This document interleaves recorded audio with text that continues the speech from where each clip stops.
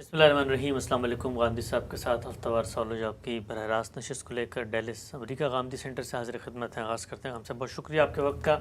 ایک علمی موضوع پر میں چاہتا ہوں ذرا آپ سے آج استفادہ کروں اور تفصیل سے سمجھوں کہ آپ اس پورے مسئلے کو دیکھتے کیسے ہیں۔ ایک جملہ ہم نے آپ کی زبان سے کئی دفعہ سنا، آپ فرماتے ہیں کہ جو حدیث کا ذخیرہ ہے اس کا سب سے بڑا جو فائدہ اور احسان ہے وہ یہ کہ دین کے اوپر غور و فکر کے اصول خود ہمیں سب سے پہلے رسالت مآب صلی اللہ علیہ وسلم نے سکھائے ہیں، اور اس کا بھی سارا کا سارا ریکارڈ اسی ذخیرہ حدیث کے اندر موجود ہے۔ ایک اور جملہ ہم آپ کی زبان سے سنتے ہیں کہ اسی معاملے میں آپ نے فرمایا کہ یہ رسول اللہ کا اجتہاد تھا۔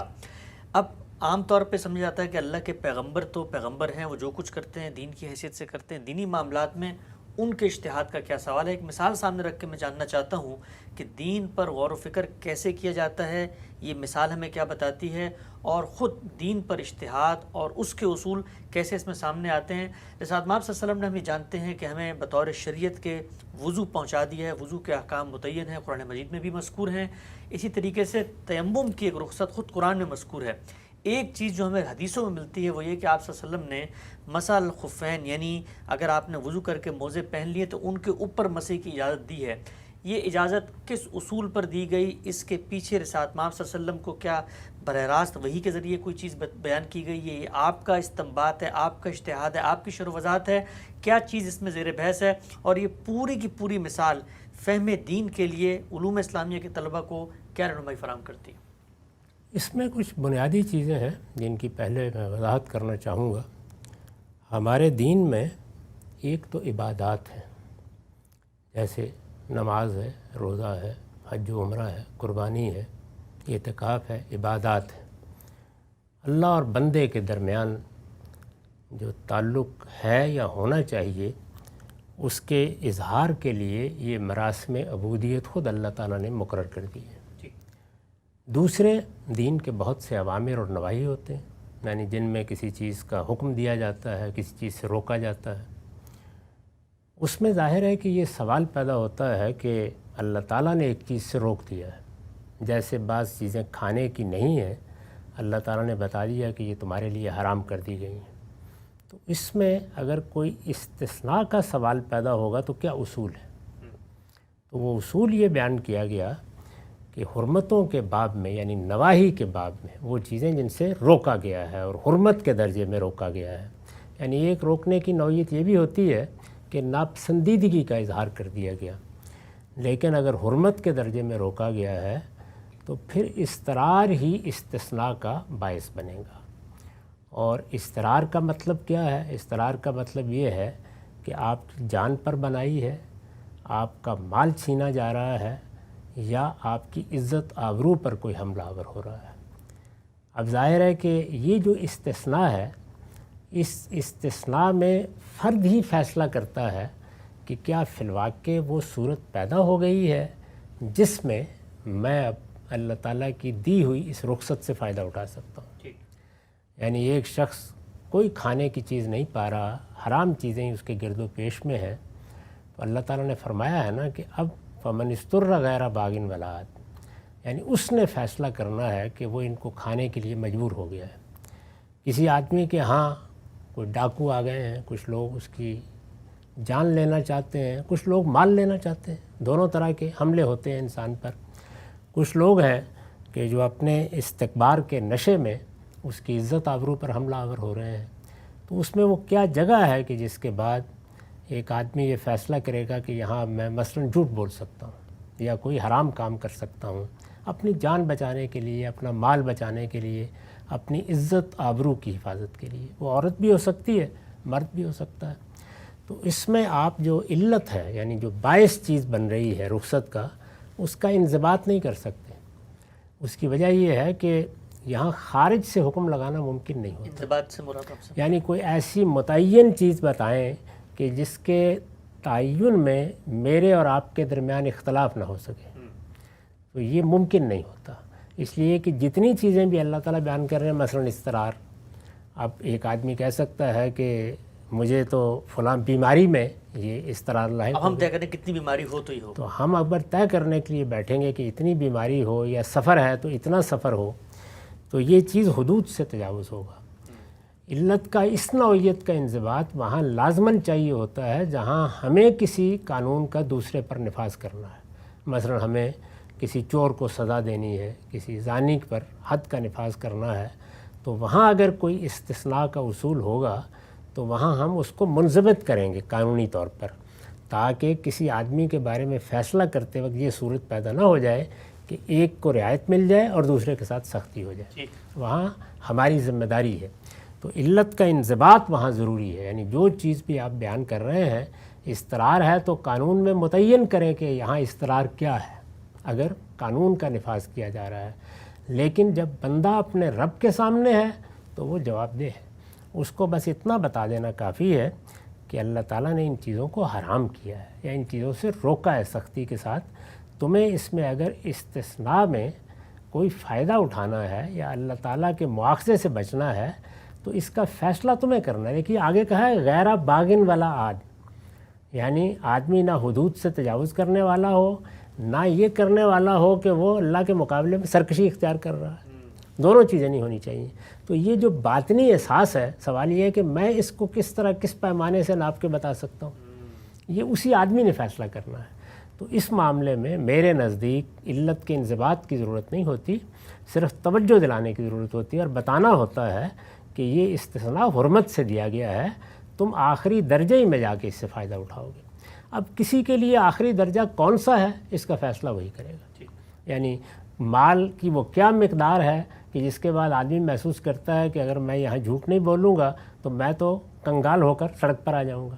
اور کون سی چیز ایسی ہے کہ وہ کہتا ہے کہ میں کیوں یہ غلط کام کروں، میں اللہ تعالیٰ کے ہاں سے یہ رخصت نہیں لیتا، میں تو ہر حال میں سچائی پر قائم رہوں گا. اتنا مال کیا اللہ کی راہ میں چلا گیا، چلا ہی جاتا ہے، کچھ فرق نہیں پڑتا اس سے. تو یہ دونوں رویے چونکہ ہو سکتے ہیں تو اس وجہ سے یہاں انضباط کی ضرورت نہیں ہے. اسی کو دیکھیے قرآن مجید نے جب یہ بتایا کہ تم لوگ کفر کی بات کہہ سکتے ہو کیونکہ انتہائی جبر کیا جا رہا ہے، اقراء کا لفظ استعمال کیا ہے. اب یہ کہ انتہائی جبر کیا ہے، اقراء یا جبر جو بھی ہے اس کی کیا حد ہے، آپ اسے منضبط نہیں کر سکتے. ممکن ہے کہ ایک آدمی کو جیسے کہ ہم تاریخ میں پڑھتے ہیں کہ گھسیٹ کر دھوپ میں ڈال دیا گیا ہے، اس کو مارا پیٹا گیا ہے، اس کے لیے وہ اب بھی اقراء کی منزل نہیں آئی اور کسی دوسرے کے لیے ابتدائی میں آ گئی. یہ ہو سکتا ہے نا.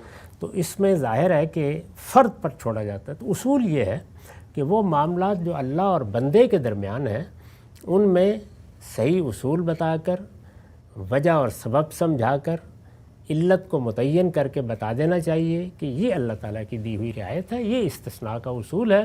اب اس کا فیصلہ تمہیں کرنا ہے، اللہ سے ڈرتے ہوئے کرنا، اللہ کے ہاں جواب دہی احساس کے ساتھ کرنا، یہ سمجھ کر کرنا کہ جس سے متعلق یہ فیصلہ کر رہے ہو وہ دلوں کے حال بھی جانتا ہے.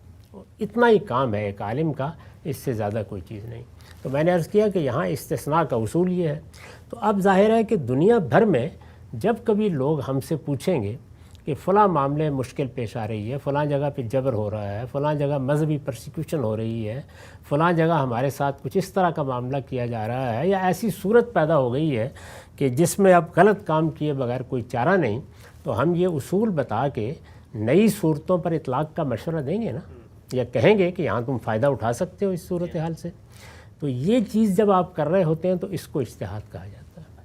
یعنی گویا اجتہاد کا مطلب یہ ہے کہ دین میں ایک حکم دیا گیا، ایک نئی صورت پیش آ گئی جو اس وقت مذکور نہیں تھی. یعنی جب حکم دیا گیا تو وہ صورت یا تو مذکور نہیں تھی یا اس وقت موجود نہیں تھی دنیا میں. تو اس لیے اس سے متعلق اطلاق ہونا ہے یا نہیں ہونا اس کی کوئی نظیر ہمارے پاس نہیں ہے. اصول موجود ہے. یعنی اب مثال کے طور پر دیکھیے نا کہ چند حرمتوں کا جو کھانے پینے کی چیزیں ہیں ذکر کر کے بتا دیا گیا کہ اس میں استثناء کا اصول یہ ہے. اسی طرح اقراء کے بارے میں بتا دیا گیا کہ اس میں تم کفر کا کلمہ بھی کہہ سکتے ہو. اسی طریقے سے لونڈیوں کے بارے میں بتا دیا گیا کہ ان کو اگر مجبور کیا جاتا ہے کہ یہ بدکاری کریں، ان کو پیشہ کرنے پہ مجبور کیا جاتا ہے، ان اردنا تحسنا، یہ دل میں پاک دامنی کا احساس رکھتی ہیں اور چاہتی ہیں کہ ہم پاک دامن رہیں، اور اس مجبوری کی وجہ سے ان کو بدکاری کرنا پڑ رہی ہے. تو اللہ تعالیٰ غفور الرحیم ہے، وہ بخشنے والا ہے، وہ مواخذہ نہیں کرے گا. تو یہ سب کیا ہے؟ یہ سب گویا اللہ تعالیٰ نے خود بتایا کہ میری شریعت اور میرے دین میں بندوں پر اتنی ذمہ داری ڈالی گئی ہے جس کا وہ تحمل کر سکتے ہیں، یعنی ان کی حد وسع سے آگے کوئی ذمہ داری ان پر نہیں ڈالی گئی۔ تو اس کے لیے یہ استثناء کے قاعدے بیان کر دیے گئے ہیں۔ تو ان کا اطلاق اب کون کرے گا؟ یعنی جب نئی صورت پیش آئے گی، کوئی نیا موقع پیدا ہو جائے گا استثناء کے لیے، تو ایک شخص کرے گا نا جس کو معاملہ پیش آیا، یا کوئی عالم اگر مشورہ دے گا، رائے دے گا، تو وہ بتا دے گا کہ یہ موقع ایسا ہے کہ اس میں تم فائدہ اٹھا سکتے ہو۔ یہ صورتیں ایک نہیں، دو نہیں، دسیوں پیش آ سکتی ہیں اور آتی ہیں، ہماری زندگی میں پیش آتی ہیں۔ ہمارے فقہاء اس کی بنیاد پر لوگوں کو بتاتے ہیں، آج کے زمانے میں بھی لوگ رجوع کرتے ہیں تو ان کو بتایا جاتا ہے۔ تو یہ ایک باب ہے۔ دوسرا باب جس طرح کہ میں نے عرض کیا عبادات کا ہے۔ عبادات میں استثناء یا رخصت کہیے، اس کی بنیاد اللہ تعالیٰ نے استرار کو نہیں بنایا، یعنی یہ نہیں ہے کہ جان پر بنائی ہے، مال پر بنائی ہے۔ وہاں فرمایا ہے کہ غیر محتاط مشقت پیدا ہو گئی ہے۔ کیوں نہیں بنایا اس طرح؟ غیر محتاط مشقت کا مطلب یہ ہوتا ہے کہ ایسی مشقت ہے کہ جو عام حالات میں آدمی نہیں اٹھا سکتا۔ نہیں، ایک مشقت تو نماز پڑھنے میں بھی ہوتی ہے، روزہ رکھنے میں بھی ہوتی ہے، لیکن وہ محتاط مشقت ہے جو زندگی کے کاموں میں آخر ہم اٹھیں گے، جائیں گے، وضو کریں گے، کچھ مشقت اٹھائیں گے، تو وہ تو عام حالات میں ہم ہر کام میں اٹھاتے ہیں، لیکن حد سے زیادہ ہو گئی، حد سے تجاوز کر گئی، تو یہ غیر محتاط مشقت۔ تو اللہ تعالیٰ نے یہاں استرار کو نہیں بنایا، اس لیے کہ یہ اللہ کی عبادت ہے، اور اللہ کی عبادت آدمی کو شوق سے کرنی ہوتی ہے۔ یہ معاملہ اس نوعیت کا نہیں ہے، یہاں حرمتوں سے متعلق قانون کا اطلاق نہیں ہوگا۔ تو یہاں اصول یہ بیان کیا ہے، جس طرح حرمتوں میں وہ تینوں مثالیں میں نے دی اور اصول بھی بتایا ہے کہ من استر غیر باغ ولا عاد۔ یہاں یہ نہیں کہا، یہاں یہ کہا ہے کہ یرید اللہ بکم الیسر ولا یرید بکم العسر۔ اللہ تعالیٰ عبادات کے معاملے میں یسر چاہتا ہے، یعنی یہ چاہتا ہے کہ لوگ آسانی سے، سہولت سے، کچھ ضروری مشقت تو اٹھائیں گے لیکن حد سے زیادہ یا غیر محتاط مشقت اٹھائے بغیر اللہ کی عبادت کریں، کیونکہ عبادت تو شوق کی چیز ہے، محبت کی چیز ہے، بندہ اپنے پروردگار کے حضور میں جاتا ہے۔ تو یہاں اللہ تعالیٰ نے خود بتا دیا کہ میں یہاں عسر نہیں چاہتا، میں تمہیں غیر معمولی مشقت میں نہیں ڈالنا چاہتا۔ تو یہاں اصول کیا ہوا کہ جب غیر معمولی مشقت کی صورت پیدا ہوگی تو رخصت ملنی چاہیے، اصول بتا دیا۔ پھر اس اصول کا اطلاق خود قرآن نے کر کے بتایا، یعنی یہ بتایا کہ آپ کو وضو کرنا ہے۔ آپ جانتے ہیں کہ وضو کرنا نماز کے لیے شرط کی حیثیت رکھتا ہے، یعنی آپ وضو کے بغیر نماز نہیں پڑھ سکتے۔ یہ یوں نہیں ہے کہ آپ وضو کر لیں تو اچھی بات ہے، بلکہ نماز اس کے بغیر ہوتی ہی نہیں۔ ایک چیز شرط کی حیثیت رکھتی ہے، قرآن سے واضح ہے، معاف کیجیے گا۔ تو اب اللہ تعالیٰ یہ کہتے ہیں کہ تم کسی جگہ سفر میں ہو، پانی میسر نہیں، پانی تو ہے لیکن مریض ہو، مسافر ہو، اندیشہ ہے کہ یا تمہیں نقصان پہنچے گا یا سفر میں پانی کی ضرورت کسی اور مقصد کے لیے پڑ جائے گی۔ تو اب کیا مطلب ہوا؟ مطلب یہ ہے کہ پانی نہ ہونا ہی صرف یہ نہیں، بلکہ یہ مشقت بھی پیش نہیں آنی چاہیے کہ پینے کے پانی سے وضو کر لیں۔ ظاہر ہے کہ اگر معاملہ استرار کا ہوگا تو پھر تو یہاں تک نوبت پہنچ جائے گی نا کہ کوئی فرق نہیں پڑتا اس سے، چلیے پینے کا پانی آگے میسر آ جائے گا، لیکن یہاں یہ نہیں فرمایا۔ آپ قرآن میں پڑھیے تو تینوں صورتوں میں یہ بتا دیا ہے کہ تیمم کیا جا سکتا ہے۔ اس کا مطلب یہ ہے کہ بالکل اسی اصول کا اطلاق کیا ہے کہ اللہ عبادات کے معاملے میں عسر نہیں چاہتے، غیر محتاط مشقت میں نہیں ڈالنا چاہتے، وہ یہاں یسر چاہتے ہیں، آسانی چاہتے ہیں، آسانی سے عبادت کرنی چاہیے۔ یعنی پھر میں عرض کر دوں کہ اس کا مطلب یہ نہیں ہے کہ عام حالات میں آدمی یہ کہے کہ آسانی ہوگی تو میں عبادت کر لوں گا، نہیں، وہ مشقت تو اللہ نے ڈال دی ہے۔ عبادت کرنی ہے، روزہ رکھنا ہے، نماز پڑھنی ہے، زندگی میں ایک بار حج کے لیے جانا ہے، حج کی استطاعت نہ ہو تو عمرہ کرنا ہے، اسی طرح باقی عبادات تو عبادت کرنی ہے۔ لیکن اگر اس طرح کی صورت پیش آ جائے جیسے کہ میں نے ابھی مثال دی، تو اللہ تعالیٰ نے وہ شرط اٹھا دی، لیکن اس کے ساتھ ایک تعلیم دی۔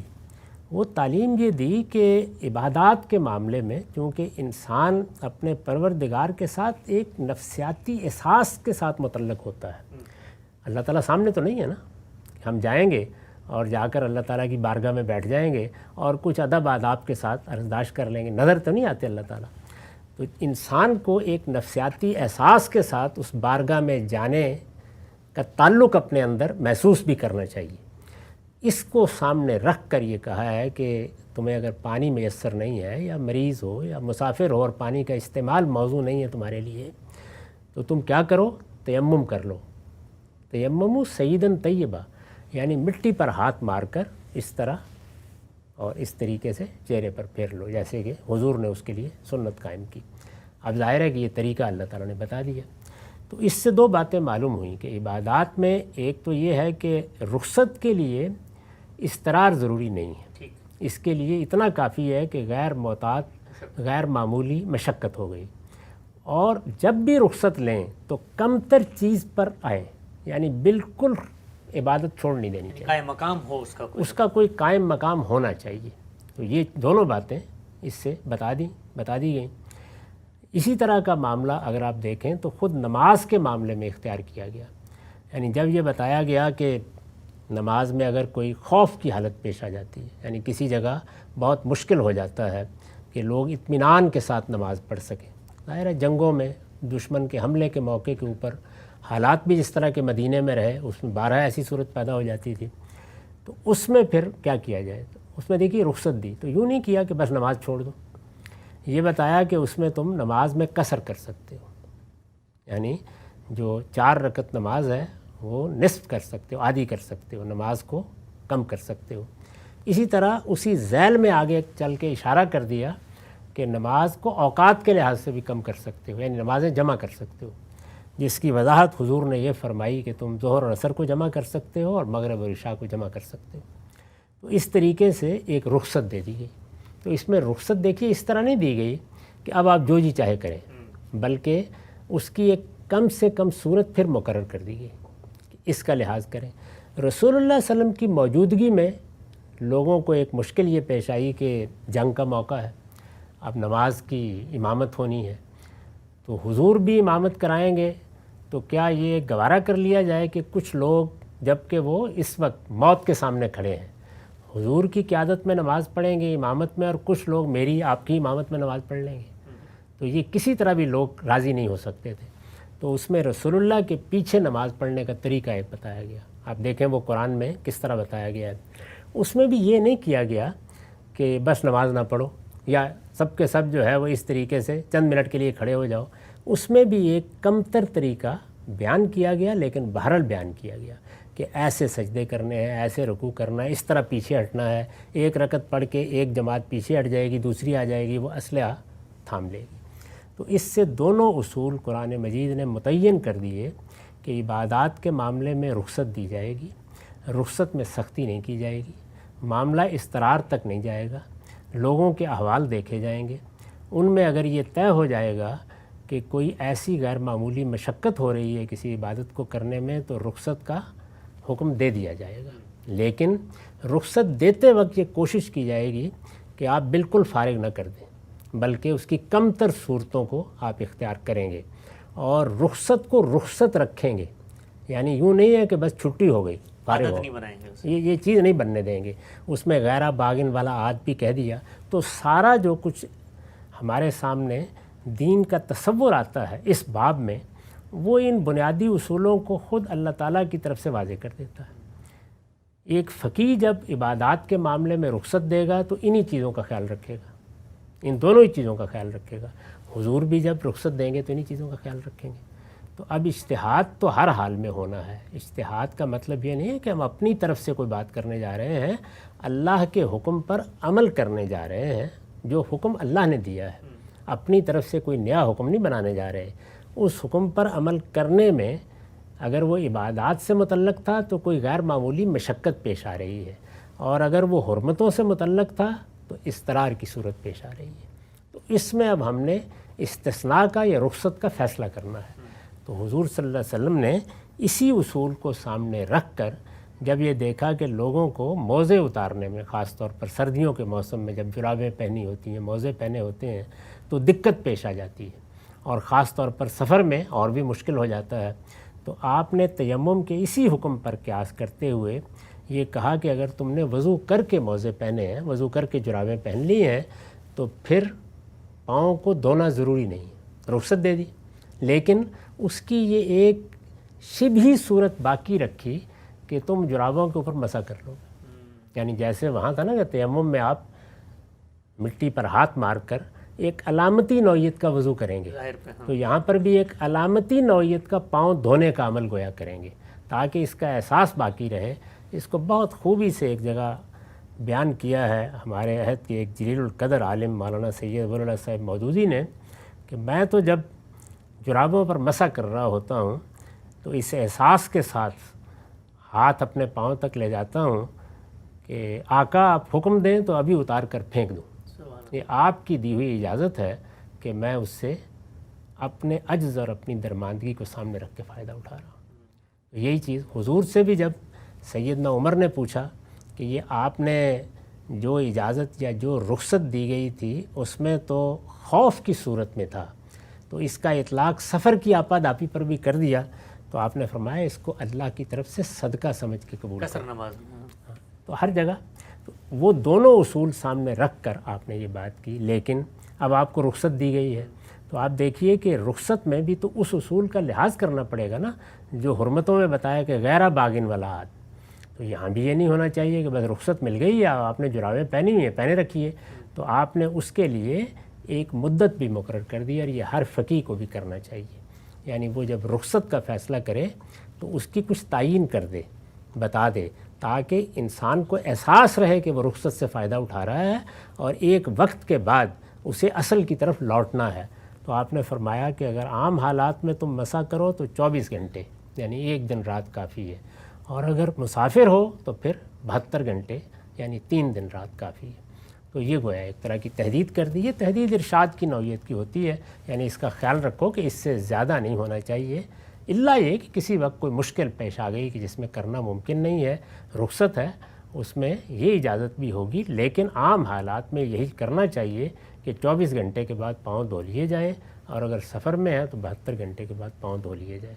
تو یہ اجتہادات حضور نے بھی فرمائے ہیں، ان کی تعلیم اللہ تعالیٰ نے دی ہے، حضور نے فرمائے ہیں تو ہمیں بھی حوصلہ ہوا ہے کہ ہم یہ کر سکیں۔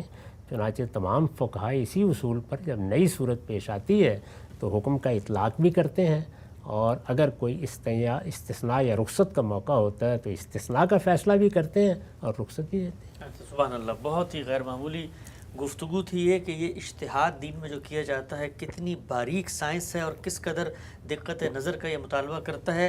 جیسے آپ صلی اللہ علیہ وسلم کے ایک معاملے میں اجتہاد کو ہم سمجھنے کا آغاز کیا تھا، اس کو آگے بڑھائیں گے اور جانیں گے کہ رسول اللہ نے یہاں پر جو ایک دن مقیم کے لیے اور 3 دن مسافر کے لیے ایک شرط بیان کی، اس کے اندر کیا حکمت ہے۔ اور سلسلے کو آگے بڑھاتے ہوئے غامدی صاحب نے موجودہ دور کے جن مسائل میں اجتہاد کیا ہے، اور بالعموم لوگ کہتے ہیں کہ دین میں آسانی پیدا ہو گئی ہے، ایک ایک مسئلے کو لے کر جو عام طور پہ لوگوں کو پیش آتا ہے، پوچھیں گے کہ اس میں اس پورے کے پورے اصول کو جو پس منظر میں غامدی صاحب نے بیان کیا کیسے ملحوظ رکھا گیا ہے۔ وقت یہاں پہ ختم ہوتا ہے، دوبارہ حاضر خدمت ہوں گے، اب تک آپ کا بہت شکریہ۔